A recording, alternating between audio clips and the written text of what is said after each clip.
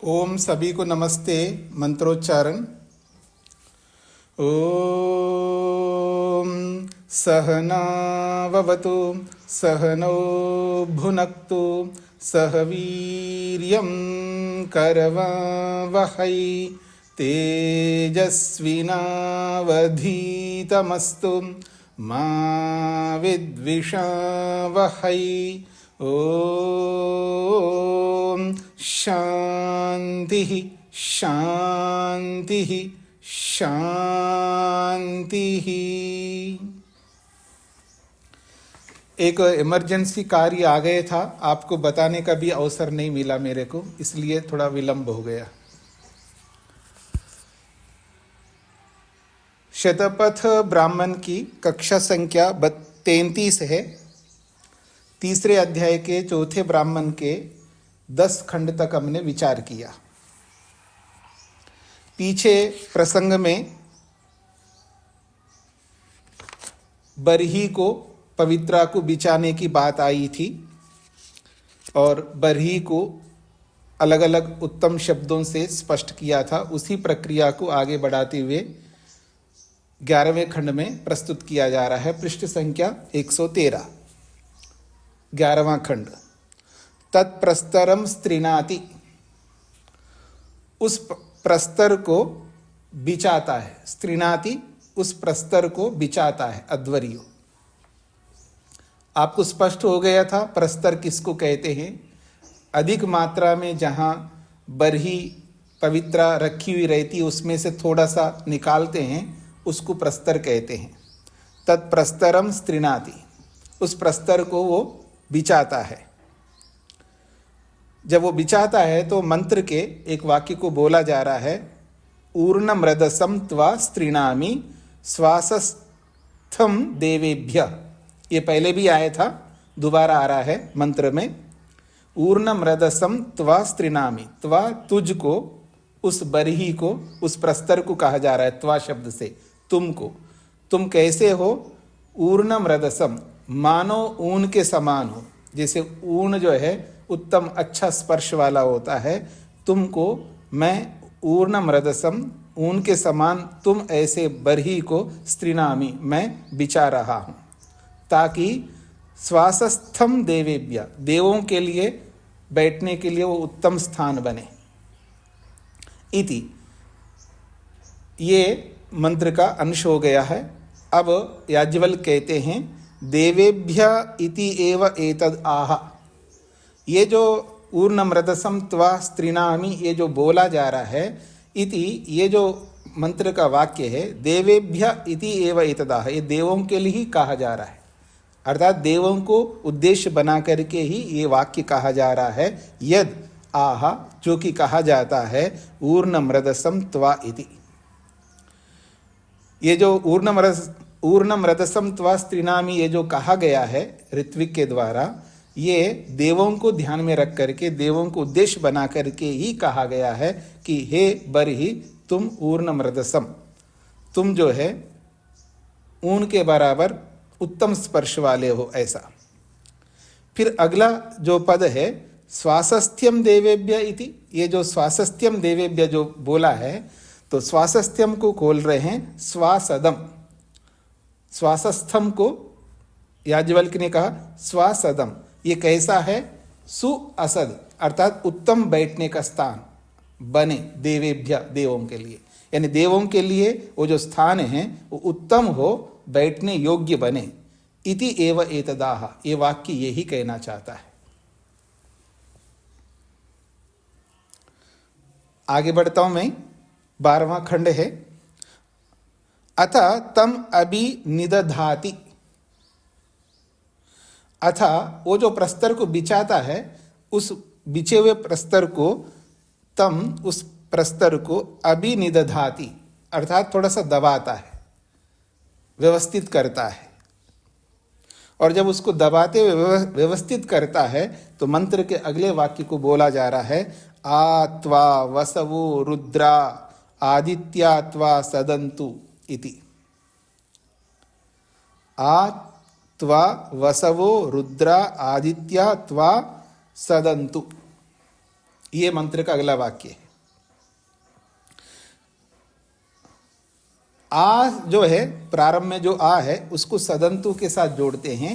ये सदंतु जो है क्रियापद है, लोट लकार का प्रथम पुरुष का बहुवचन है। तो आ सदंतु ऐसा बनेगा। तो त्वा तुझको, तुझ प्रस्तर को, जो प्रस्तर के रूप में जो बिछाया गया है उसके लिए कहा जा रहा है वसवा। ये जो वसु हैं, 8 वसु होते हैं, ये जो 8 वसु हैं, रुद्रा ये जो 11 रुद्र होते हैं, आदित्य जो 12 आदित्य होते हैं, ये सब त्वा सदंतु, और वो भी आसदंतु, अच्छी प्रकार से तुझ पर वो बैठे। यानी ऐसा उन देवों के लिए, ये 3 प्रकार के देव हुए हैं। वसु एक प्रकार का देव, रुद्र दूसरे प्रकार के, और आदित्य तीसरे प्रकार के। ये तीनों प्रकार के देव जो है तुम पर ठीक प्रकार से बैठ सके, ये इसका अभिप्राय है। तो कहते हैं एते वै त्रया देवा, ये 3 प्रकार के देव है। एते वै त्रया देवा, सीधा वाक्य का अभिधा अर्थ निकलेगा ये 3 देव है, ऐसा अर्थ निकलेगा। अभिधा अर्थ में तो एते वै त्रया देवा, ये 3 देव है ऐसा होता है, लेकिन 3 देव, 3 प्रकार के देव, ऐसा हमें अर्थ लेना होगा लक्षणा से। वो 3 प्रकार के देव कौन है? यद वसवः जो कि वसु है, रुद्राः जो रुद्र हैं, आदित्याः और ये जो 12 आदित्य हैं। एते त्वा सीदन्तु इति, एते ये सब 3 प्रकार के देव त्वा तुझ पर बैठे, ये इसका अभिप्राय है। इति एव एतद आह, ये जो वाक्य है आत्वा वसवो रुद्रा, ये यही कहना चाहता है ये वाक्य कि ये 3 प्रकार के देव तुम पर ठीक प्रकार से बैठे। फिर कहा आगे अभिनिहिता एव सव्येन पानिना भवति। अभिनिहिता का अर्थ है यहाँ पर दबाया हुआ, अर्थात सव्येन पानिना, जो ऋत्विक है वो अपने बाएं हाथ से अभिनिहिता एव भवति, उस प्रस्तर को दबा के रखता है। और एक हाथ से आगे की प्रक्रिया को बोलेंगे, एक हाथ से फिर आगे ये कहा जाएगा अथ जूहुम प्रतिगृह्णाति, फिर आगे जो है दाएं हाथ से जूहू को ग्रहण करता है और बाएं हाथ से उस प्रस्तर को दबा के रखता है। तो प्रस्तर को दबा के रखने को यहाँ पर बोला है अभिनीता एव सव्येन पानिना भवति। वो जो ऋत्विक है अपने बाएं हाथ से उस प्रस्तर को जो बिछाया हुआ है उसको अभिनिहिता दबा के रखता है, अर्थात हाथ उस पर रख के रखता है। एक हाथ प्रस्तर पर रखता है और एक हाथ से, दाएं हाथ से वो जूह को ग्रहण करता है। उसी बात को 13वें खंड में स्पष्ट किया जा रहा है। हाँ जी शत्रुंजय जी। स्वामी जी जो नाम है आदित्य रुद्र आदि, ये विशेष स्नातकों के ब्रह्मचारियों के भी हैं। हाँ जी, हाँ जी। उस स्थिति के विशेष स्नातकों को देवता के रूप में प्रस्तुत किया जा रहा है कि कुछ और तात्पर्य है? दोनों के लिए लिया जा सकता है, भाष्यकारों ने दोनों के लिए लिया है। एक तो जिनको वसु कहते हैं, स्वामी दयानंद ने तो जो प्रसिद्ध है 8 वसु, 11 रुद्र और 12 आदित्य, उनके लिए अर्थ लिया है। और याज्ञिक प्रक्रिया में ब्रह्मचारियों को लिया है, 3 प्रकार के जो ब्रह्मचारी होते हैं उनको लिया है।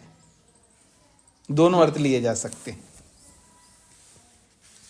अभी इस मंत्र की व्याख्या में स्वामी जी क्या लिखते हैं वो भी देखेंगे, पहले एक बार मंत्र पूरा हो जाए।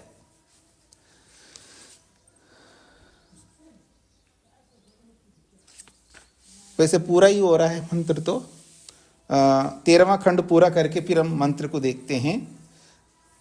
जैसे पीछे बोला है 12वें खंड में, सव्येन पानिना अभिनिहिता एव भवति, वो ऋत्विक जो है बाएं हाथ से प्रस्तर को दबा के रखता है, दक्षिणेन जूहुम प्रतिगृह्णाति 13वें खंड में, और दाएं हाथ से जूह को हाथ में लेता है।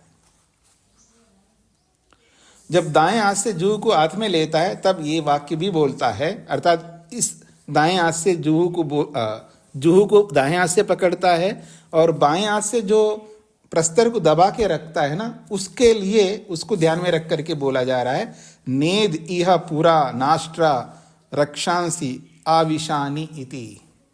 वो जो दबा के रखता है वो इसलिए रखा जा रहा है, मतलब प्रतीक के रूप में, नेत नहीं, इह यहाँ इस प्रस्तर पर, पूरा नाष्ट्रा रक्षांसी, पूरा का मतलब पहले, नाष्ट्रा रक्षांसी जो नाशकारी विनाश करने वाले राक्षस प्रवृत्ति के जो कीटाणु आदि है वो पूरा पहले इस प्रस्तर पर नेत नहीं आना चाहिए, आकर के ये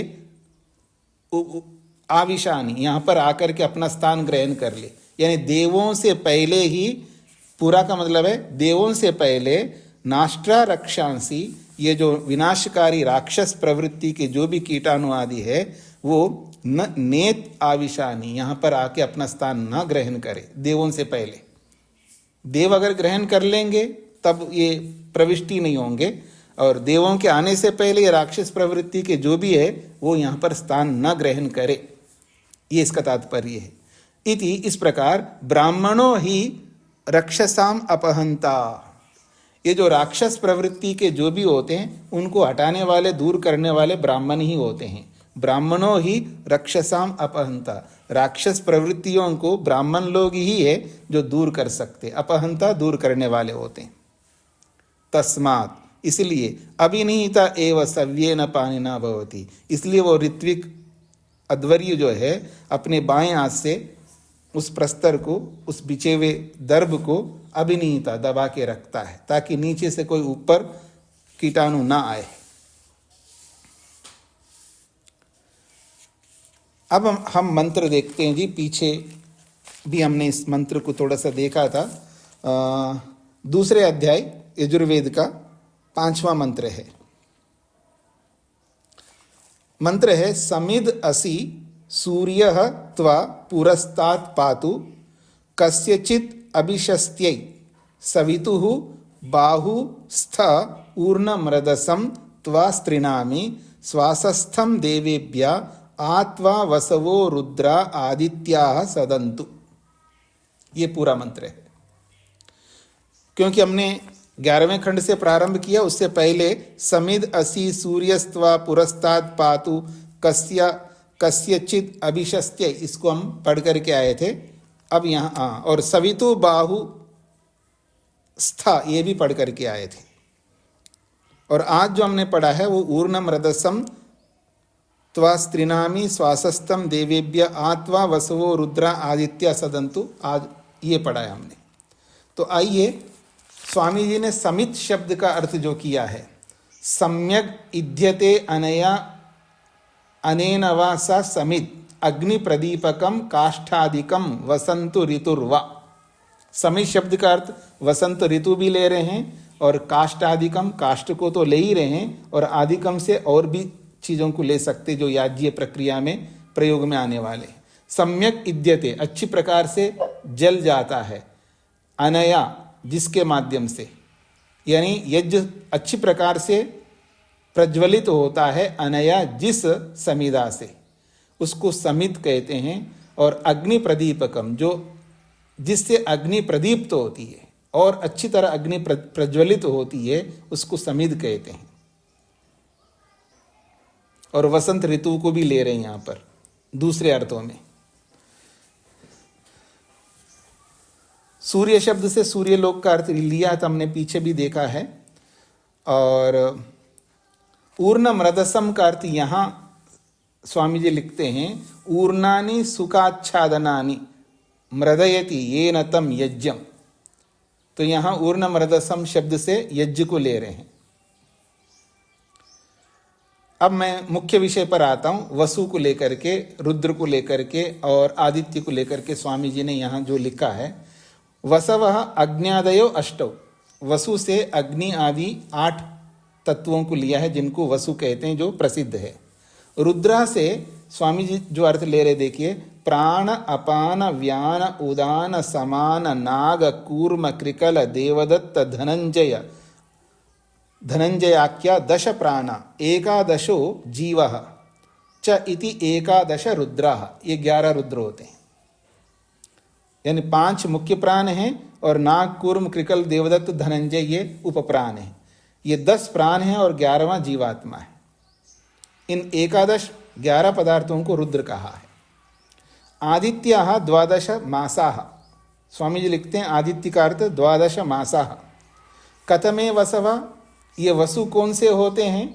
तो कहते हैं अग्निश्च पृथ्वी च वायुश्च अंतरिक्षम च आदित्यश्च द्यौ च चंद्रमा च नक्षत्राणि च एते वसवा। ये 8 वसु हैं, अग्नि, पृथ्वी, वायु, अंतरिक्ष, आदित्य, द्युलोक, चंद्रमा और नक्षत्र। एते वसवा एतेषु इदं सर्वं वसु हितम्। एतेषु इदं सर्वम, इन्हीं 8 तत्वों में इदं सर्वम समस्त प्राणी जगत, वसु अर्थात हितम उसके अंदर स्थापित है। इन वसुओं के अंदर ही संपूर्ण प्राणी जगत विद्यमान है। इदम सर्वम वासयन्ते, और ये सब 8 तत्व जो है इन प्राणी जगत को वासयन्ते बसाते हैं। तद इदम सर्वम वासयन्ते, क्योंकि ये सबको स्थान देते हैं, तस्माद वसवा, इसलिए ये वसु कहलाते हैं। फिर लिखा कथमे रुद्रा इति, ये रुद्र कौन होते हैं? तो कहते दशमे पुरुषे प्राणा आत्मा एकादश।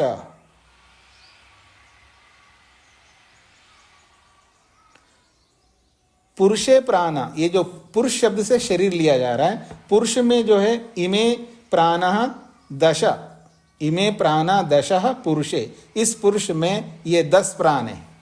पुरुष का मतलब शरीर, इस शरीर में 10 प्राण हैं। आत्मा एका, और आत्मा जो है 11वां है। इस प्रकार से एकादशा ते, ये 11 होते हैं। यद अस्मात् मर्त्यात् शरीरात् उत्क्रमन्ति, जब इस मरने योग्य शरीर से जब ये सब 11 निकलते हैं, अत रोदयन्ति, इस कारण से बाकी जो लोग हैं उनके निकट के लोग वो रोदयन्ति रोते हैं, इसलिए इनका नाम रुद्र है। तद यद रोदयन्ति तस्मात् रुद्र इति, क्योंकि जो लोग रोते हैं इसलिए इनका नाम ही रुद्र लगाया है। कथमे आदित्य इति, ये आदित्य कौन है? 12 मासाः संवत्सरस्य, ये 12 मास जो है संवत्सर के हैं। एते आदित्या इदम, एते आदित्या एते ही इदम सर्वम आददाना यन्ति। कहते हैं ये जो आदित्य है 12 मास है, इदम सर्वम आददाना, इस संपूर्ण कार्य जगत को जो है आददाना यन्ति, ग्रहण करते हुए जाते हैं, अर्थात हमारे प्राणों, हमारी आयु को ग्रहण करते हैं आदित्य। हम तो खुश हो रहे होते हैं कि मैं 50 साल का हो गया हूँ, 60 साल का हो गया हूँ, 70 साल का हो गया हूँ, लेकिन ये हमारे प्राणों को हरते हुए ले जाते हैं।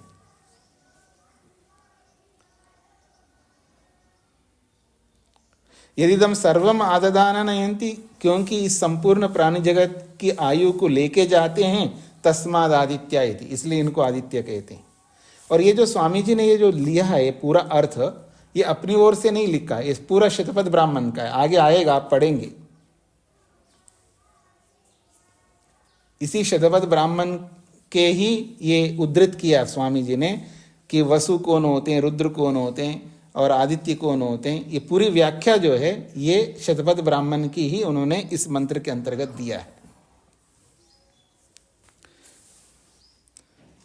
अब मंत्र के अर्थ को हम देखते हैं जी हिंदी में। जैसे कोई मनुष्य सुख के लिए क्रिया से सिद्ध किए पदार्थों की रक्षा करके आनंद को प्राप्त होता है, वैसे ही यह यज्ञ समित वसंत ऋतु के समय के समान अच्छी प्रकार प्रकाशित असी होता है। त्वा उसको सूर्य ऐश्वर्य का हेतु सूर्यलोक कस्याः सब पदार्थों की अभिशस्त्यै प्रकटता करने के लिए पुरस्तात् पहले ही से उनकी पातु रक्षा करने वाला होता है, तथा जो कि सवितु सूर्यलोक के बाहु बल और वीर्य स्थः हैं, जिनसे यह यज्ञ विस्तार को प्राप्त होता है। त्वा जिस ऊर्णम रदसम सुख के विघ्नों के नाश करने स्वास्थस्थम और श्रेष्ठ अंतरिक्ष रूपी आसन में स्थित होने वाले यज्ञ को वसवा अग्नि आदि 8 वसु तथा अग्नि पृथ्वी वायु अंतरिक्ष सूर्य प्रकाश चंद्रमा और तारागण ये वसु रुद्रा प्राण अपान व्यान उदान समान नाग कूर्म कृकल देवदत्त धनंजय और जीवात्मा ये रुद्र आदित्याः 12 महीने सदंतु प्राप्त करते हैं। त्वा उसी ऊर्णम रदसम अत्यंत सुख बढ़ाने श्वासस्थम और अंतरिक्ष में स्थित होने वाले यज्ञ को मैं भी सुख की प्राप्ति व देवेभ्य दिव्य गुणों को सिद्ध करने के लिए आस्त्रिनामी अच्छी प्रकार सामग्री से आच्छादित करके सिद्ध करता हूँ। भावार्थ है, इस मंत्र में उपमा अलंकार है।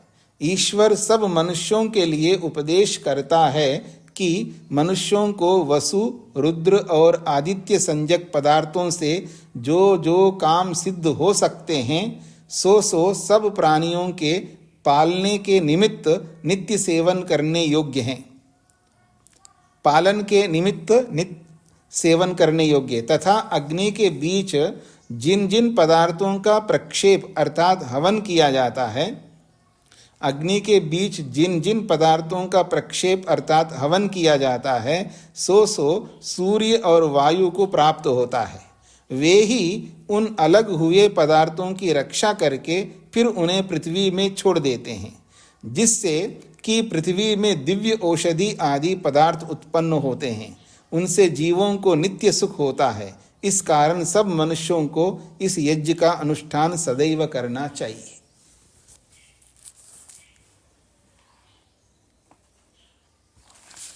हाँ जी, मुख्य विषय पर आते हैं जी। 14वां खंड देखना है हमें। अध्वर्यु बाएं हाथ से प्रस्तर को दबा के रखते हुए और जुहू को हाथ में लेता है। ये 13वें खंड तक हमने देखा है। 14वां खंड है अथ जुहूम प्रतिगृह्णाति। वो जो अध्वर्य है जुहू को अपने हाथ में लेता है। अब जुहू को हाथ में लेता है तो उसको हाथ में लेते हुए भी कोई मंत्र बोलेगा, उसको अब यहाँ पर बोला जा रहा है। घृताच्यसि जुहुर नामने इति।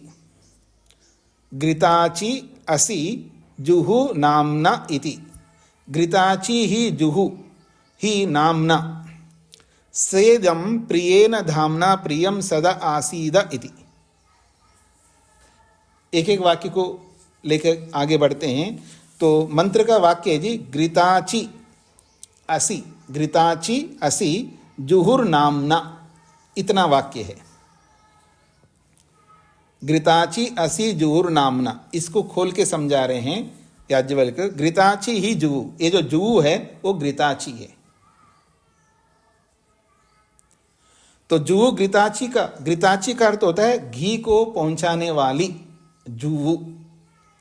ये जो जुहू है घी को पहुंचाती है ना यज्ञ के अंदर, तो घृताची का मतलब है घी को, घृत को पहुंचाने वाला जो भी साधन है उसको घृताची कहते हैं। और वो है कौन घृताची? तो याज्ञवल्क्य कहते हैं जुहू ही। घृताची जुहू, घृताची ही जुहू है। यानी ये जो बड़ा चम्मच होता है घी का, उसका नाम जुहू है। तो घृताची जो है जुहू को ही कहते हैं। तो घृताची जुहू ही नामना, घृताची जो है जुहू के नाम से जाना जाता है।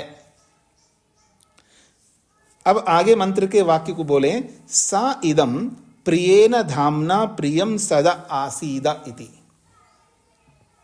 सेदम को अलग करो, सा इदम प्रियेण नामना प्रियम सदा आसीदा इति। ये मंत्र का वाक्य है। कहते हैं सा इदम, वो जो जुहू है, प्रियेण धामना, प्रिय का प्रियेण धामना, ये धाम का विशेषण है प्रियेण। धाम कहते स्थान को, तो प्रियेण धामना करते हैं उत्तम स्थान से। उत्तम स्थान से इसको प्रियेण धामना कहेंगे। फिर प्रियम सदा आसीदा, प्रियम का मतलब उत्तम, सदा का मतलब आसन। उत्तम आसन पर आसीदा बैठता है या आसीदा बैठो। तो इसका तात्पर्य होगा वह यह जो जू है प्रियेण धामना, उत्तम स्थान के द्वारा प्रियम सदा आसीदा, उत्तम स्थान पर आसीदा बैठता है अर्थात स्थापित होता है।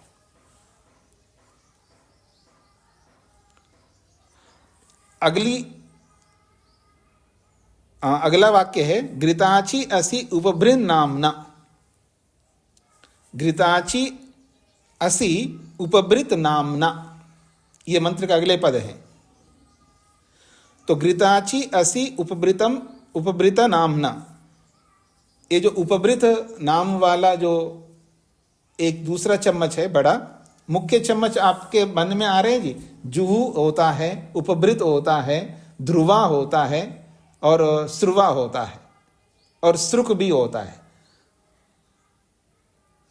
श्रुक तो छोटे छोटे होते हैं और श्रुवा थोड़ा सा उससे थोड़ा बड़ा होता है, लेकिन ये जो तीन हैं, जुहू, उपभृत और ध्रुवा, ये बड़े बड़े चम्मच होते हैं। इनको मन में रख लीजिएगा। याग में कितने भी याग होते हैं, उन सभी यागों में, यानी दर्शेष्टि से लेकर के पूर्णमासी से लेकर के अश्वमेध पर्यंत अलग अलग याग होते हैं, उनमें ये मुख्य चम्मच होते हैं। जुहू के नाम से, उपभृत के नाम से, ध्रुवा के नाम से, श्रुवा के नाम से और श्रुक के नाम से।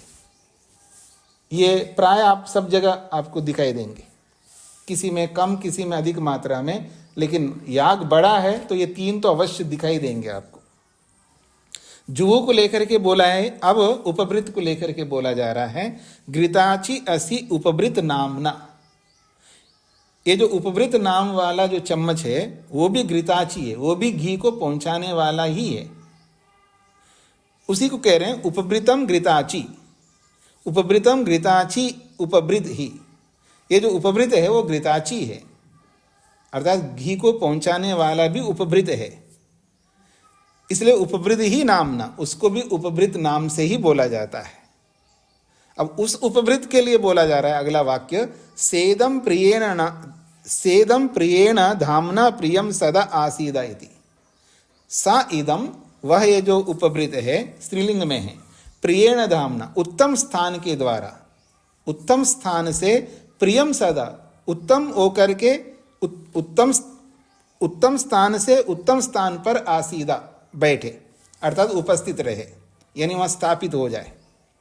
उत्तम स्थान के माध्यम से उत्तम स्थान पर वो विद्यमान हो जाए।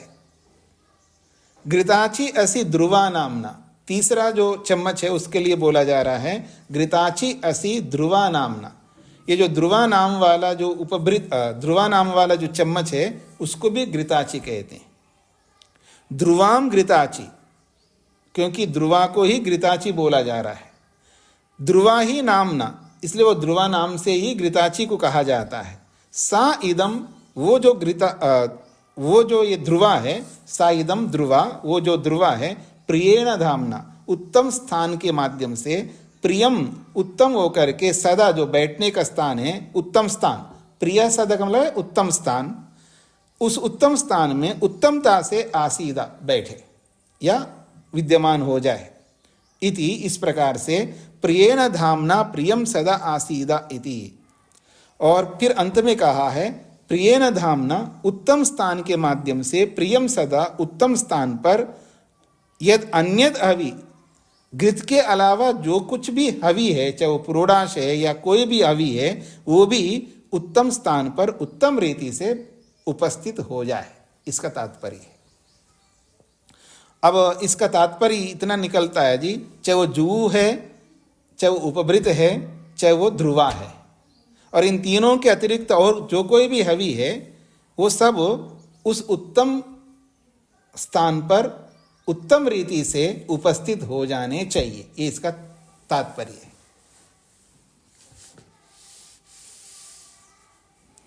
और यहां मंत्र अगले आगे से पूरा होगा। हाँ, ये स्पष्ट हो गया जी।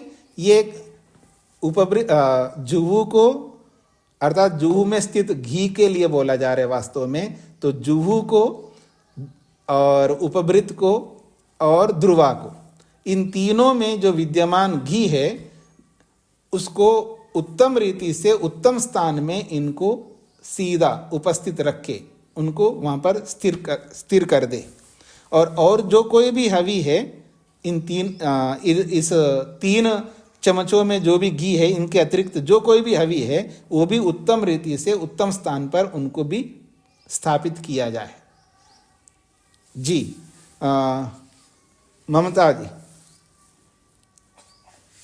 जी प्रभु जी नमस्ते। जी स्वामी जी, जो 3 चम्मच है, बड़े बड़े चम्मच, जिसको गीता जी जो को पद्रुत और ध्रुव कहा जाता है, उसी को ये प्रस्तर ऊपर रखा जाता है स्वामी जी? हाँ जी, हाँ जी, हाँ जी, प्रस्तर के ऊपर ही, जी। प्रस्तर के ऊपर ही रखा जाता है जी। वेदी के अंदर प्रस्तर बिछा हुआ रहता है ना, उस पर रखा जाता है जी।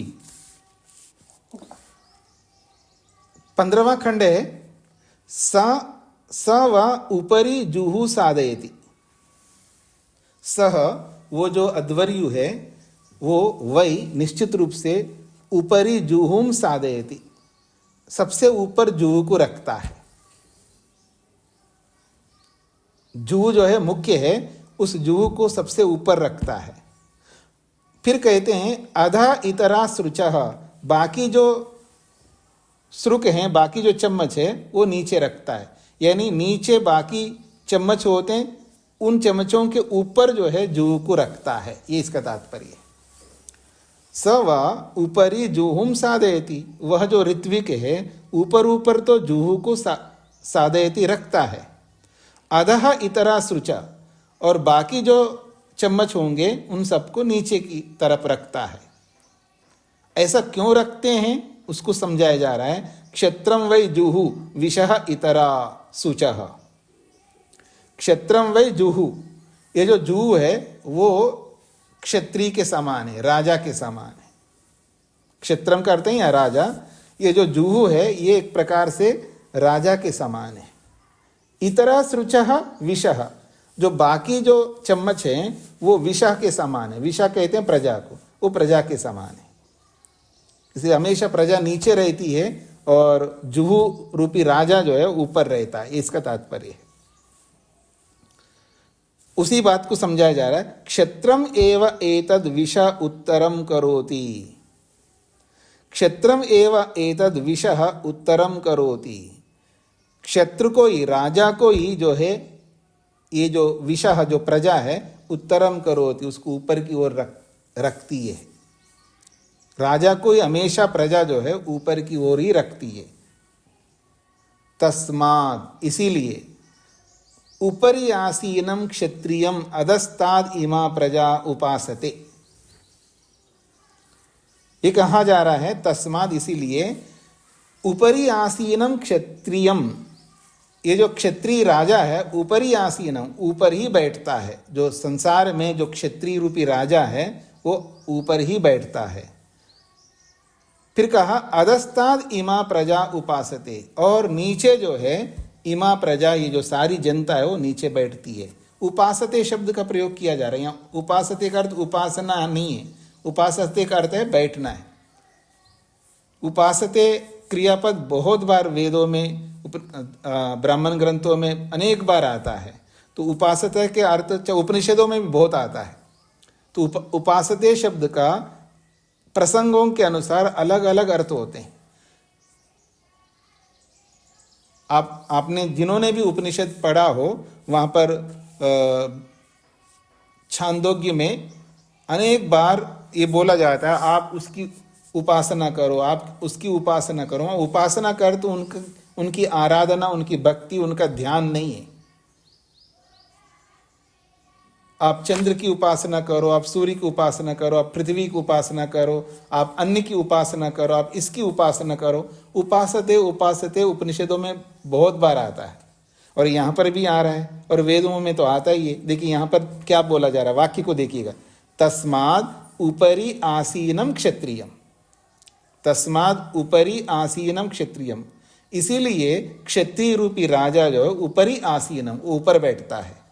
अधस्ताद इमा प्रजा उपासते, और अधस्ताद इमा प्रजा, ये जो बाकी जनता है वो अधस्ताद नीचे की ओर उपासते बैठती है।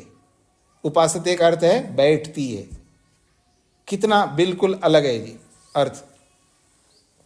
तो कहीं बैठना अर्थ लेंगे, कहीं प्रयोग में लाना अर्थ लेंगे, कहीं उपयोग में लाना अर्थ कहीं लेंगे। जहाँ जैसा प्रसंग होता है उस उपासते का अर्थ अलग अलग अर्थ होंगे।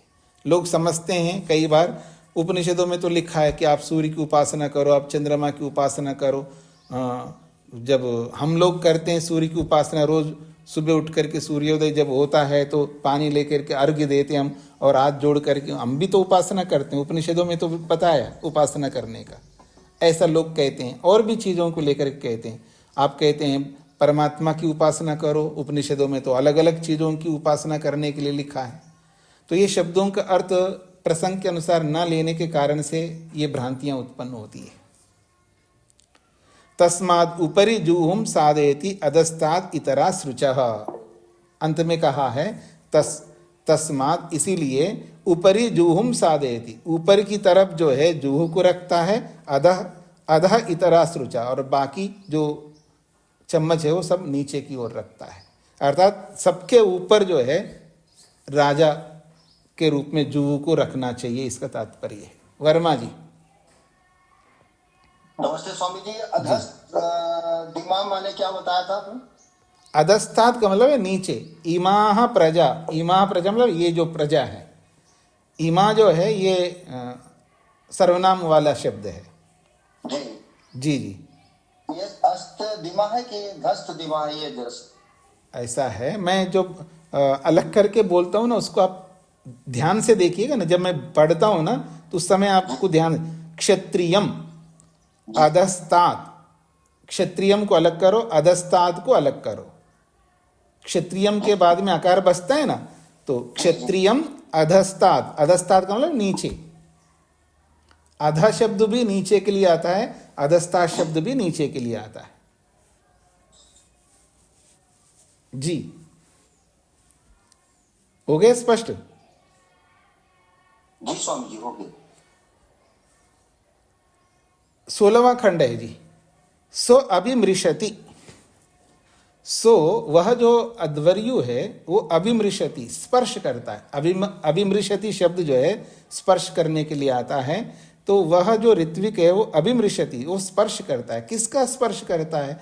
जुहू में, उपवृत में और ध्रुवा में या श्रुवा में, जहाँ भी जो हवि रखी हुई रहती है उस हवि का स्पर्श करने का एक नियम है। और वो स्पर्श करके वो ये जताता है, ये एक सिंबल के रूप में है कि ये सब सामग्री जो है शुद्ध है, पवित्र है, ये सब साधन पवित्र हैं। उसको बताने के लिए ऐसा करना होता है। तो वो जो स्पर्श करता है वो किससे करता है? पीछे आपने पढ़ा है, इसमें भी पढ़ा होगा, हाँ इसमें भी बताया गया था प्रारंभ में, और श्रोत सूत्रों में तो बहुत बार आपने पढ़ाई है कि वो जो पवित्रा होती है उससे स्पर्श किया जाता है। तो ये वेद एक बनाया जाता है, वेद मतलब एक गुच्छा सा बनाया जाता है दर्भ का, उससे वो स्पर्श करता है। सो अभिमृशति, वह जो ऋत्विक जो है इन जुहू, उपवृत और ध्रुवा में या जिस किसी में हवि रखा है जो याग के लिए, उस हवि के लिए वो स्पर्श करता है, उस हवि को स्पर्श करता है। हाथ से स्पर्श नहीं करता है, वो वेद से या जो पवित्र है उससे स्पर्श करता है। जब वो स्पर्श करता है तो मंत्र का अगले वाक्य को बोलता है, ध्रुवा असदन, ध्रुवा असदन इति, ध्रुवा ही असदन नृतस्य योनौ इति। यज्ञो वा ऋतस्य योनिर यज्ञे ही असदन ताह विष्णोपायी पाई यज्ञम पाई यज्ञपतिम इति। यहाँ तक ध्रुवा असदन से लेकर के यज्ञपतिम तक ये मंत्र का ही वाक्य है। तो कहते हैं ध्रुवा असदन, ध्रुवा असदन का मतलब है यहां पर ये जो तीन मुख्य चीजें बताई यहां पर, एक है जुहू और एक है उपवृत और एक है ध्रुवा। इन तीनों के अतिरिक्त और जो कोई भी हवि है, इन सभी हवियों के लिए बोला जा रहा है कि ध्रुवा असदन, ये सब जो हवियां जो है ये असदन बैठी हुई हैं, स्थिर हुई हैं उन पात्रों में। ध्रुवा ही असदन, निश्चित रूप से वो स्थिर होकर के विराजमान है यज्वेदी पर। नृतस्य योनौ इति, ये सब ऋत के योनि है, अर्थात सत्य के ऋत कहते हैं सत्य को, और योनि कहते हैं आधार। ये सत्य का ही आधार है। इति, ये सत्य के आधार है, यानी सत्य पर आश्रित है। यज्जो व ऋतस्य योनि, और वो सत्य कौन है, वो ऋत कौन है, तो कहा वो यज्ञ है। यज्जो व ऋतस्य योनि, यज्ञ ही जो है ऋत की योनि है, यानी सत्य की योनि जो है वो यज्ञ है। सत्य यज्ञ से ही प्रकट होता है। इदम अहम अनृता सत्यम उपयमि, यजमान जो संकल्प करता है ना, वहां से ले रहे हैं। यज्जो व ऋतस्य योनि, यज्ञ ही सत्य की योनि है, मूलभूत आधार है। उस यज्ञ से ही सत्य प्रकट होता है। यज्ञ ही असदन, यज्ञ ही असदन, ये सब जो जिन पात्रों में हवि रखी हुई है, ये सब कहाँ पर विराजमान है, तो कहते हैं यज्ञ ही असदन, ये सब यज्ञ में ही उपस्थित हैं। ताहा ताहा, ये सारी हवियां जो है, ताहा यज्ञ ही असदन, ये सब यज्ञ में ही उपस्थित हैं। इसलिए मंत्र बोलता है विष्णु पाई, ये विष्णु रूपी यज्ञ इन समस्त हवियों को पाई, इनकी रक्षा करो। पाई यज्ञम, आप तो संपूर्ण यज्ञ की ही रक्षा करो। पाई यज्ञपतिम, इतना ही नहीं, यज्ञ के स्वामी जो यजमान है उसकी भी रक्षा करो। तद यद यजमानम आह, वह ये बात यजमान को भी कहा जा रहा है। पाई माम यज्ञन्यम इति, अगला वाक्य मंत्र का, पाई माम यज्ञन्यम इति। तद यजमानमा, यजमान को भी कहा जा रहा है ऋत्विकों के माध्यम से। यजमान हमारी भी रक्षा हो जाए, साथ साथ हम भी तो यज्ञ के ही अंश हैं, ये जो ऋत्विक कह रहे हैं। तद यजमानमाह, वह ये बात जो है यजमान को भी कहा जा रहा है ऋत्विकों के द्वारा।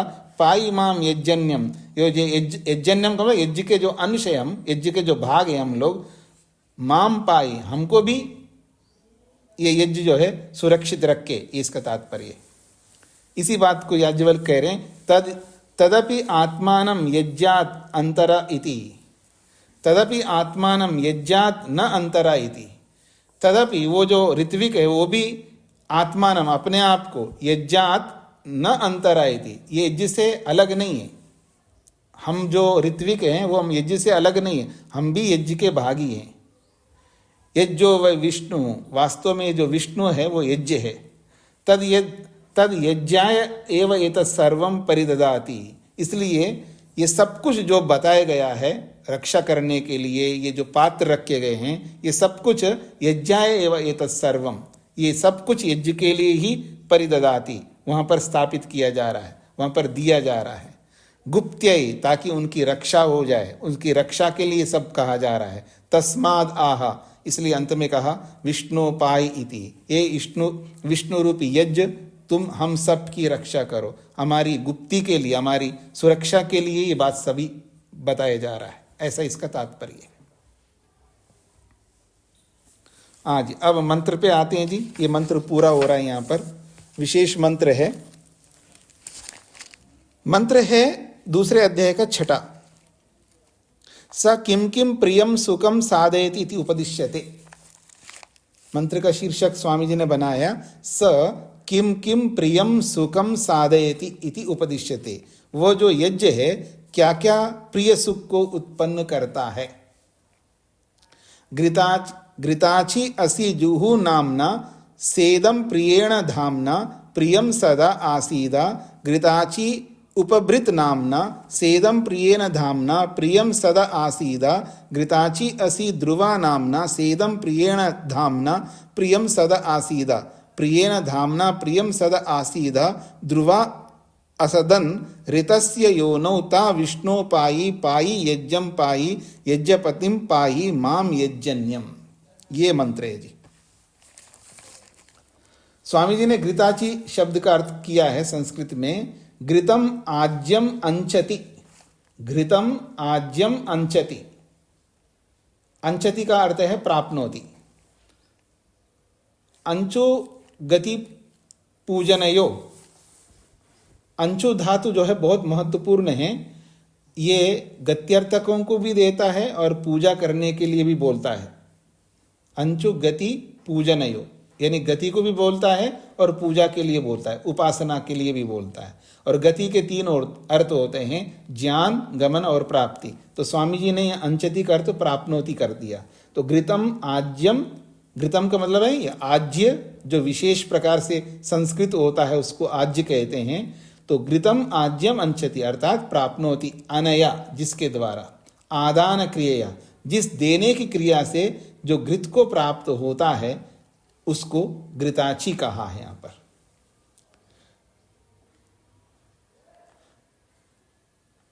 मैं हिंदी में पढ़ देता हूं जी आपके लिए, बहुत लंबी व्याख्या है संस्कृत का। तो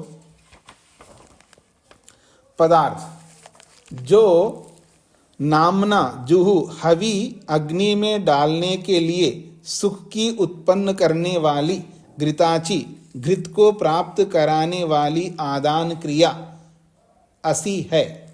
सा वह यज्ञ में युक्त की हुई सार ग्रहण की क्रिया है। सो प्रियेण सुखों से तृप्त करने वाला शोभायमान धामना स्थान के साथ वर्तमान होके, इदम यह प्रियम जिसमें तृप्त करने वाले सदा उत्तम सुखों को प्राप्त होते हैं उनको आसीदा सिद्ध करती है। जो नामना प्रसिद्धि से उपवृत समीप प्राप्त हुए पदार्थों को धारण करने तथा घृताची जल को प्राप्त कराने वाली हस्त क्रिया असी है। सा वह यज्ञ में युक्त की हुई प्रियेण प्रीति के हेतु धामना स्थल से, इदम यह औषधि आदि पदार्थों का समूह प्रियम जो कि आरोग्य पूर्वक सुखदायक और सदा दुखों का नाश करने वाला है उसको आसीदा अच्छी प्रकार प्राप्त करती है। तथा जो नामना ध्रुवा स्थिर सुखों व घृताची आयु के निमित्त की देने वाली विद्या असी होती है। सा वह अच्छी प्रकार उत्तम कार्यों में युक्त की हुई प्रियेण प्रीति उत्पन्न करने वाले धामना स्थिरता के निमित्त से इदम इस प्रियम आनंद कराने वाले जीवन का सदा वस्तुओं को आसीदा प्राप्त करता है। जिस क्रिया करके प्रियेण प्रसन्नता के करने आ रहे धामना हृदय से प्रियम प्रसन्नता करने वाला सदा ज्ञान आसीदा अच्छी प्रकार प्राप्त होता है।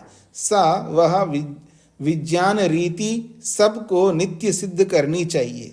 हे विष्णु व्यापकेश्वर, जैसे जो ऋतस्य योनो शुद्ध यज्ञ में ध्रुवा स्थिर वस्तु असदन हो सके वैसे ही उनकी निरंतर पाई रक्षा कीजिए तथा कृपा करके यज्ञ की पाही रक्षा कीजिए।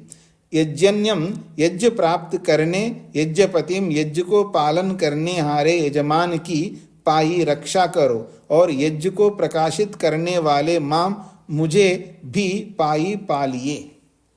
ये जो मुझे पाई जो बोला जा रहा है ये ऋत्विक के लिए बोला है। भावार्थ, जो यज्ञ पूर्वोक्त मंत्र में वसु रुद्र और आदित्य से सिद्ध होने के लिए कहा है वह वायु और जल की शुद्धि के द्वारा सब स्थान और सब वस्तुओं को प्रीति कराने हारे उत्तम सुख को बढ़ाने वाले कर देता है। सब मनुष्यों को उनकी वृद्धि व रक्षा के लिए व्यापक ईश्वर की प्रार्थना और सदा अच्छी प्रकार पुरुषार्थ करना चाहिए। तो स्वामी जी ने अलग प्रक्रिया से अर्थ किया है यहाँ पर, लेकिन यहाँ स्पष्ट है जो कहना यहाँ चाह रहे हैं।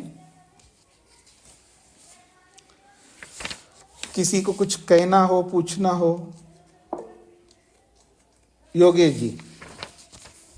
स्वामी जी, यज्ञ व ऋतस्य योनि अर्थात यज्ञ सत्य की उत्पत्ति स्थान है, यह हिंदी में अर्थ होगा? हाँ जी, यज्ञ जो है वो सत्य का आधार है, सत्य वहीं से प्रचलित होता है, इसका ये तात्पर्य है। ठीक है जी। और किसी को कुछ कहना है? मैं, हाँ जी, शत्रुंजय जी।